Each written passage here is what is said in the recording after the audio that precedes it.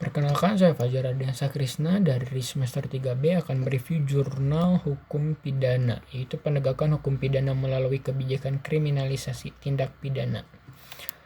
Masalah penegakan hukum pidana merupakan hal yang urgent dalam rangka mewujudkan supremasi hukum.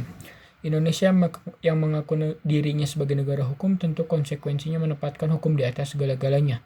Oleh karena itu, komitmen terhadap hukum tersebut harus dijaga.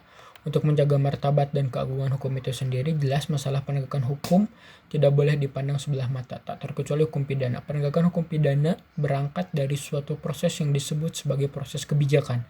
Artinya ada tahapan-tahapan tertentu yang harus dilalui sebelumnya.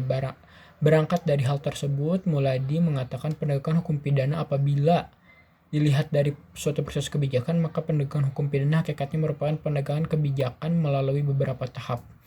Yang pertama, tahap formulasi, yaitu tahap penegakan hukum ini abstraktu oleh badan pembuat undang-undang. Tahap ini dapat pula disebut tahap kebijakan legislatif. Kedua, tahap aplikasi, tahap penerapan hukum pidana oleh aparat penegak hukum, mulai dari kepolisian sampai pengadilan.